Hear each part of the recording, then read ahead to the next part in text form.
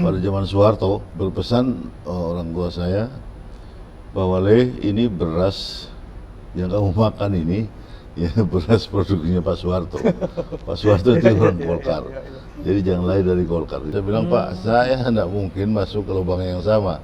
Sudah 2 kali saya masuk ke lubang yang sama. Itu ada satu kasus memang yang cukup pergulatnya cukup alot pada saat anggota DPRD ingin membangun gedung kantor DPRD.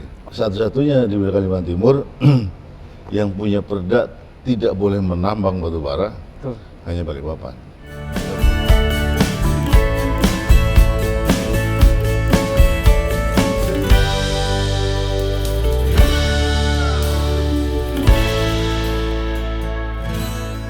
Selamat pagi Tribuners, kembali program YouTube Tribun Kaltim Official kembali hadir dalam obrolan bersama tokoh dalam program VIP Room, sebuah program yang membicarakan berbincang-bincang dengan tokoh, baik tokoh politik, tokoh masyarakat mengenai kiprah mereka. Dan pagi ini kita kehadiran tamu yang sangat spesial, seorang politisi senior Partai Golkar di Balikpapan. Selamat pagi Pak Abdullah. Selamat pagi. Gimana kabarnya Pak? Alhamdulillah baik. Pak ya, oke. Kabar baliknya bagaimana kan? Alhamdulillah Pak baik, meskipun kita harus selalu menjaga 5M sekarang Pak ya. 5M. Ya. Mungkin Pak Abdullah bisa ceritakan sedikit Pak, sampean kan kelahiran Brebes ya? Ya. Nah, ini gimana ceritanya sampai ke tanah Balikpapan ini Pak? Ya. Indonesia ini kan NKRI ya. Ya, Negara Kesatuan Republik Indonesia. Artinya semua warga negara boleh bertempat dimanapun. Ya, kebetulan saya tahun 1998. Ya, 1998 saya merantau ke Kalimantan Timur di salah satu perusahaan swasta di Balikpapan lah. Dan alhamdulillah sampai hari ini sampai berkiprah ke politik. Waktu itu sudah memboyong anak istri atau ketemu ibu di sini atau gimana tuh? Sudah. Oh sudah dari. Ya. Sudah dari apa? Dari Brebes. Kebetulan istri ditugaskan sebagai PNS di Balikpapan.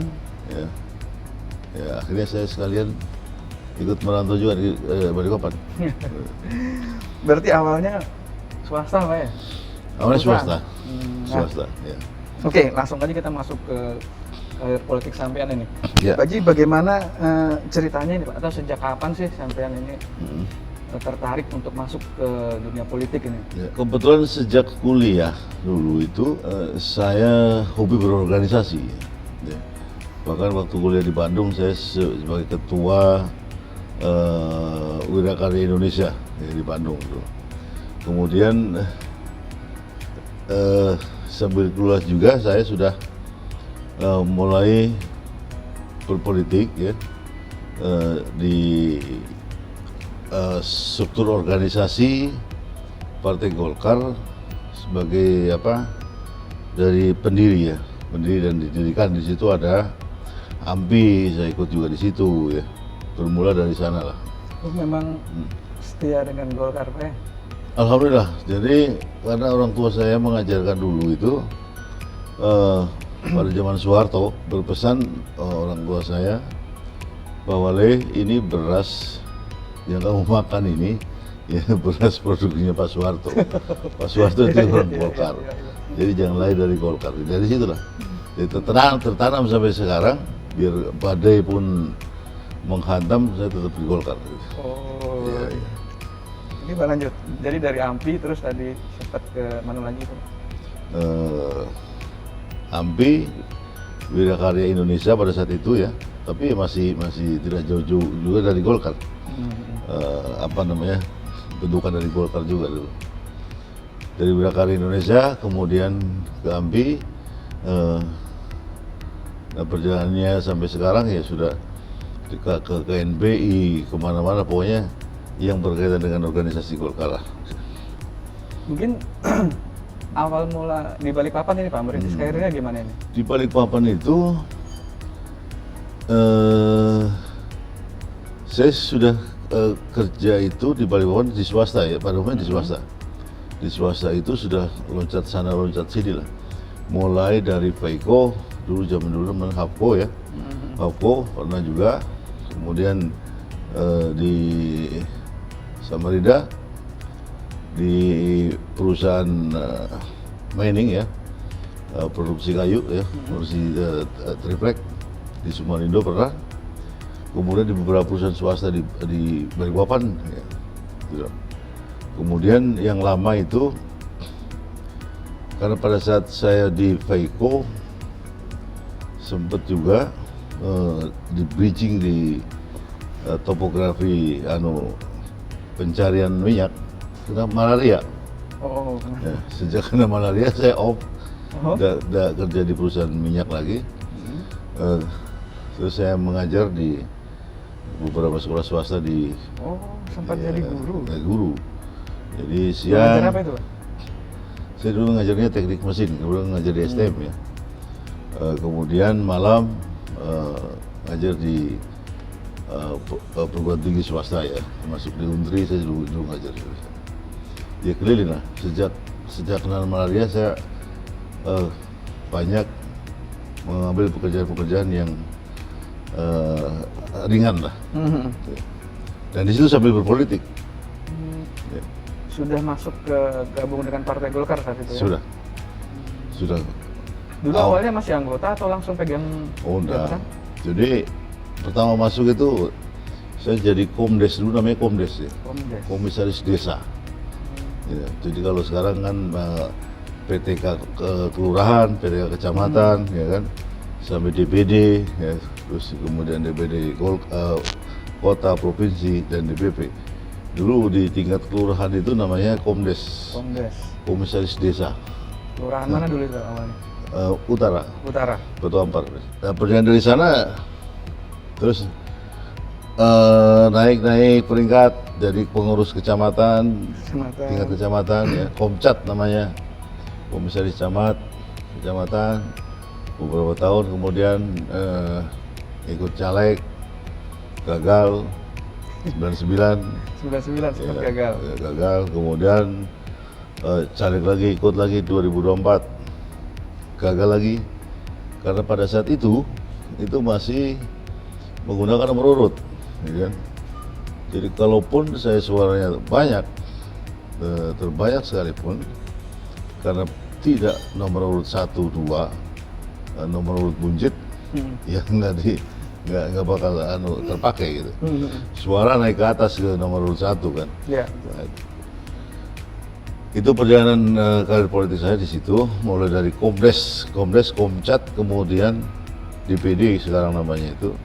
DPD itu dulu untuk jadi pengurus DPD udah gampang, tidak seperti sekarang lah. Asal ada finansial, ya kan, mau minta bendahara pun bisa, gitu. Dulu berjenjang karirnya, kamu lama jenjang karir kalau di Komdes berapa tahun, di kecamatan berapa tahun, sudah saatnya kamu naik di tingkat kota. Gitu. Artinya kaderisasi betul-betul jalan dulu ya. Kaderisasi berjalan. Ya, zaman itu memang begitu. Kemudian sampai caleg 99 gagal, 2024 gagal 2004 karena masih nomor urut. Nah, di 2009 saya sudah putus asa pada saat itu, zamannya Pak almarhum Wakil Gubernur Pak Mumin Faisal. Saya ditawarkan lagi, sudah caleg lagi 2009. 2009 saya masih menolak karena masih nomor urut. Saya bilang, Pak, saya tidak mungkin masuk ke lubang yang sama. Sudah 2 kali saya masuk ke lubang yang sama. Kalau masih nomor urut, saya bilang, Pak Mumin, saya bilang, lebih baik saya tidak daftar lagi. Nah, nah, pada saat itu saya ingat betul, 2 minggu sebelum penetapan kalau nggak salah, Pak Yusuf Kalla itu ketua DPP Golkar mengumumkan bahwa untuk pencalekan tahun 2009 sudah diputuskan tidak lagi nomor urut, tapi dengan suara terbanyak. Nah, setelah diumumkan suara terbanyak, saya kembali lagi ngadep Pak Mumin, Pak saya ikut. Gitu. Nah, Untung itu. belum telat itu ya. Untung belum telat ya. Tadinya sudah coret namanya, enggak Pak, saya partisan aja. Gitu. 29, alhamdulillah terpilih ya, karena saya ternyata masih suara terbanyak juga. 2009. Teratas waktu itu Pak ya? Masih teratas juga di Bariwan Utara ya. Dulu dapilnya Utara Timur. Utara Timur. 2009 saya masih terbanyak 2009. Karena saya yakin kalau suara terbanyak saya bisa terpilih karena saya sudah bekerja gitu ya. Mulai dari Komdes tadi itu. 2009 terpilih alhamdulillah, masih suara terbanyak. Kemudian 2014 saya mencalonkan lagi karena masih bukan nomor urut suara terbanyak. Nah, alhamdulillah mencapai suara terbanyak lagi. Bahkan bukan Balikpapan ya, tapi di 2014 saya suara terbanyak se-Kalimantan Timur. Ya. 2009, 2014, kemudian alhamdulillah mencalonkan kembali. Yang 2009 masih menjadi anggota biasa. Jadi sudah saya meniti karirnya dari anggota biasa, mulai dari ketua Badan Kehormatan sampai ketua Komisi 3. Kemudian 2014 alhamdulillah saya terpilih lagi karena saya suara terbanyak. Saya terpilih menjadi ketua DPR awal. Karena ada komitmen partai pada saat itu, siapapun dari semua caleg di 5 dapil pada saat itu yang suaranya terbanyak, kemudian memenuhi syarat prosedur ya. kepemiliannya, maka bisa jadi ketua DPR. Oh, saya semangat. Karena di antara syarat itu ada satu syarat yang menyaratkan, yang pertama pengurus harian Partai Golkar, yang kedua pernah menjabat sebagai anggota DPR, nah, kemudian sarjana. Syarat-syarat yang paling menentukan adalah pernah menjabat sebagai anggota DPR dan pengurus harian. Saya memenuhi syarat, maka saya kebut. Saya cari suara sebanyak-banyaknya, alhamdulillah 2014 tertinggi suara terbanyak. Terpilih, 2019 saya calon lagi, alhamdulillah walaupun turun suaranya, tapi masih suara terbanyak juga. Ya mungkin rezeki saya lah. Iya, betul. Dan sampai sekarang. Sampai sekarang Pak ya. Artinya memang jabatan ketua DPRD Balikpapan saya ini ya untuk saat ini mungkin sudah capaian tertinggi gitu Pak ya. Dalam perjalanan karir saya, alhamdulillah ya. Ya. Untuk level saya ya sudah puncaknya lah di Kota Balikpapan ya. Belum. Artinya puncak karir kan di atasnya ketua DPR kan ada lagi. Iya. Nyebrang. Nah, nyebrang ya masih bisa. Nah, apakah semasa kecil ketua ini sempat terbayang nggak ini apa? Atau memang bercita-cita mau jadi ketua DPRD atau politik itu? Kalau berpolitik ya, karena saya hobinya organisasi. Dari kecil itu ya? Iya, dari kecil saya hobinya organisasi. Bahkan saya kadang-kadang sering tidak pulang itu karena organisasi. Ya sering dicariin orang tua itu. Ya ikut camping kemana, terus apa penelusuran hutan, penelusuran. Pokoknya yang menyepi, yang bergabung-gabung sama teman-teman itu suka. Itu. Dan tidak ada terbayang sih dulu. Tidak terbayang saya mau jadi ketua DPR itu tidak ada. Hanya air mengalir. Yang pastinya di politik berarti ada kemungkinan ya, bukan hanya ketua DPR barangkali kan, mungkin di atasnya pun, karena memang bergelutnya di situ. Oke, sekarang kalau kita bicara DPRD Balikpapan Pak ya, fungsi juga DPRD salah satunya adalah budgeting, pengawasan, legislasi. Nah, peran-peran ini apakah sudah berjalan, bagaimana berjalannya di Balikpapan ya? Jadi yang pertama, kalau dikatakan strategis sih sebenarnya ya tidak juga ya. Bersifat umum lah ya, karena DPRD adalah sebagai penyelenggara pemerintah bersama-sama dengan wali kota dan wakil wali kota beserta jajarannya ya. Tetap di dalam kerjanya DPRD itu mengacu pada Undang-Undang MD3 yang pasti ya. Tiga, ya. Yang terakhir perubahannya itu Undang-Undang MD3 nomor 17 tahun 2014, perubahan terakhir. Ya, tidak lepas dari 3 fungsi. Itu tugas pokok utama sebenarnya. 3 fungsi adalah legislasi ya. Dalam legislasi membuat kalau DPR RI membuat undang-undang, kami berarti membuat peraturan daerah. Dalam membuat peraturan daerah itu DPRD bisa mengusulkan inisiatif yang disebut dengan inisiatif DPRD atau bisa menerima inisiatif dari pemerintah daerah ataupun menolak inisiatif dari pemerintah daerah. Tujuannya adalah sebagai implementasi penyelenggaraan pemerintah daerah pengendali, ya, pengendali. Itu perda. Kemudian budgeting, penganggaran. Penganggaran DPRD bisa mengusulkan maupun menolak juga. Manakala anggaran yang diusulkan oleh pemerintah tidak sesuai dengan koridor atau aturan hukum yang berlaku. Demikian pula DPRD dalam mengusulkan pun tidak boleh sembarangan semena-mena, walaupun ada hak budgeting di sana, tetap berkoridor pada undang-undang yang berlaku. Dan yang ketiga adalah fungsi kontrol pengawasan. Jadi fungsi kontrol lebih kepada penyeimbang sebenarnya.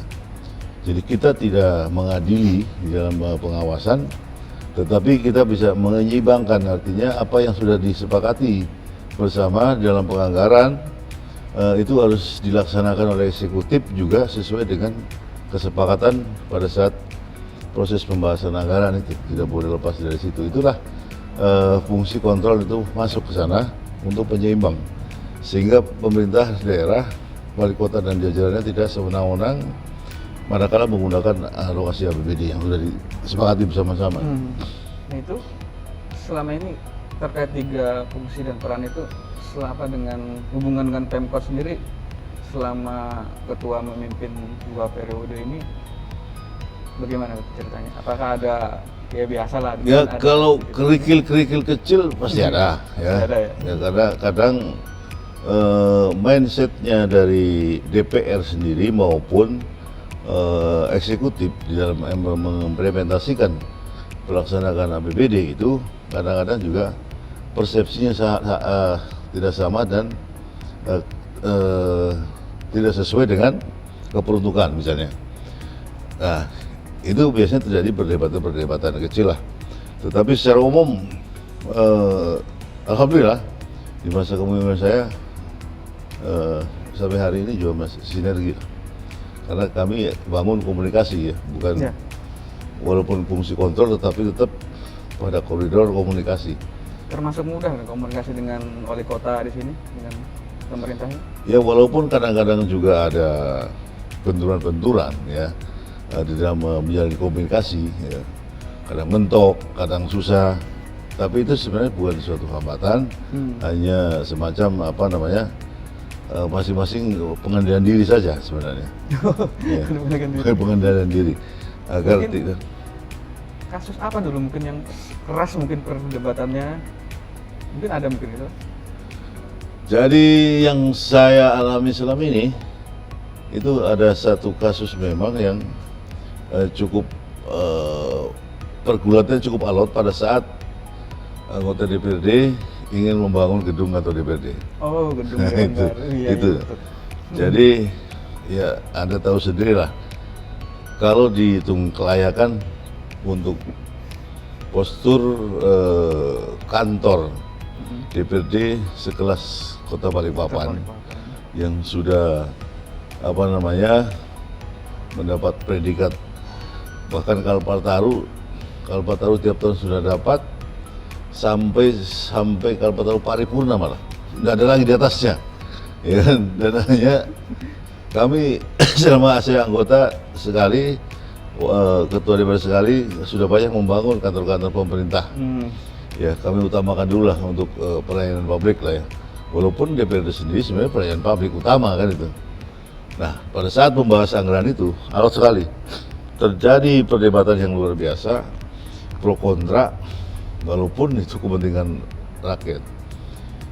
Kan saya kadang-kadang risih sama tamu-tamu yang berkunjung ke Dewan, ya kan. Kemudian mau duduk aja susah, ya kan. Padahal itu rumah rakyat, ya kan, yang dimana setiap masyarakat di seluruh penjuru Balikpapan itu boleh datang berkonsultasi, komunikasi di sana. Gitu. Justru di situ adalah pelayanan rakyat utama di situ, karena DPR adalah mewakili rakyat. Kan. Jadi kelanjutannya gimana sih? Ya karena ada pro kontra dan kemudian Terakhir mungkin update terakhir ini gimana? ya, kemudian terjadi defisit juga ya, akhirnya betul, kami defisit. mengalah untuk kepentingan masyarakat dulu lah. Yang penting masyarakat juga bersabar. Kalau ke kantor Dewan misalnya nggak ada kursi, nggak bisa duduk, nggak ada tempat, ya jangan mengeluh gitu loh, ya. Ya, bayangkan Anda lihat sendiri, satu komisi ya isinya 13 orang, maka komisi sekarang terbesar komisi 4, isinya 16 orang, bayangkan. Ruangan 3x4 diisi 16 orang, nah ini kan luar biasa. Untung WFA sekarang, ya, untung sekarang WFA, jadi bisa komunikasi jarak jauh kan. Oke Pak, di Balikpapan sendiri ini prioritas program atau kebijakan Pemkot Balikpapan yang saat ini menjadi prioritas dikawal dengan DPRD ini terkait apa ini? Yang belum tercapai sebenarnya masalah penanggulangan banjir. Walaupun banjir di Balikpapan itu bukan banjir yang lama tapi banjir lewat katakanlah. Tapi ya sangat mengganggu manakala terjadi banjir. Mengganggunya adalah pemukiman itu saja. Nah itu yang belum tercapai ya. Kami juga selalu sounding ke wali kota, tapi pada beberapa permasalahan memang yang pertama adalah permasalahan anggaran, yang kedua masalah lahan. Ini juga satu hambatan juga, permasalahan sengketa lahan itu. Pembangunan memang selalu dipermasalahkan dari situ, mentoknya kadang di situ. Maka ke depan wali kota harus berani, kalau kita punya anggaran, punya uang untuk membangun penanggulangan banjir, manakala itu ada masalah sengketa lahan, kita jangan berfokus pada sengketa lahannya, tapi pada proses pembangunannya. Sengketa lahan biar disiapkan uangnya, kemudian konsinyasi ke pengadilan, biar yang urus pengadilan. Artinya sehingga pembangunan tetap jalan. Begitu. Ya. Pembangunan jalan, pembebasan lahannya juga jalan. Ya, salah satunya itu. Kemudian sektor wisata yang belum sektor wisata Balikpapan yang belum tercapai juga.